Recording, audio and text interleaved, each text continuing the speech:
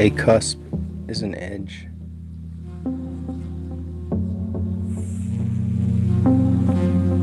A cusp. A cusp is an edge.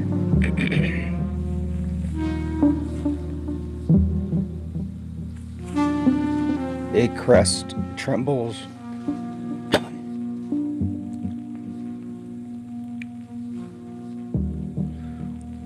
The wave's last breath before becoming sea. Every process sharpens towards a cusp where culmination and transformation coincide.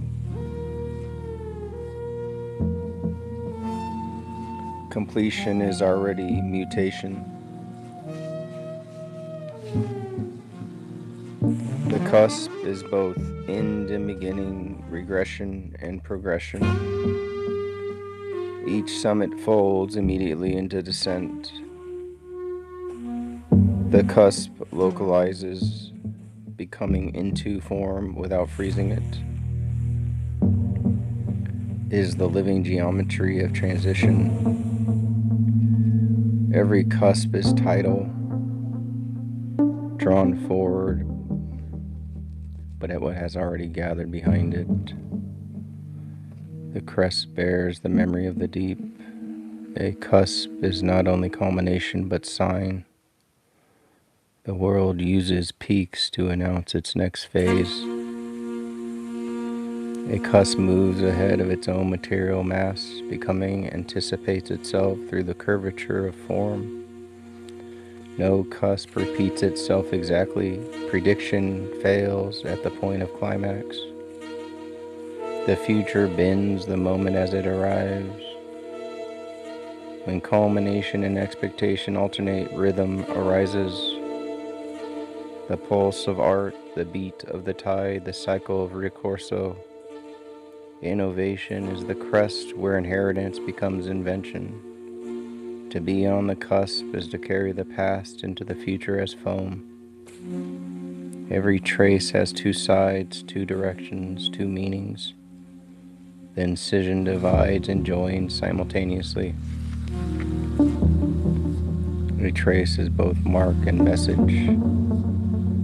Its sense resides in the oscillation between the seen and the said. Before every trace, there is an act of tracing. The mark is the fossil of movement.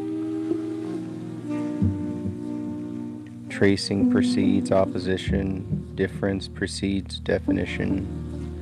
Meaning is born from delay. Tracing is the proto-writing of the cosmos. Existence is the script of its own becoming. The smaller the mark, the greater its semantic horizon. From the diminutive trace radiates the indefinite vastness. Each trace is the remainder of an act, the edge left by energy's passage. To read is to feel the heat of what has cooled. The world's surfaces are traces, times written in layers, erased by additions. No trace without surface, no surface without trace. The visible is the writing of the invisible. Edges change by style, limits dictate by law. The living world defines the grammar that would confine it. Traces are internal contours of appearance. They map the interior of sense upon the exterior of sight. A trace is at once evidence and expression. It tells that something happened and that meaning is still happening.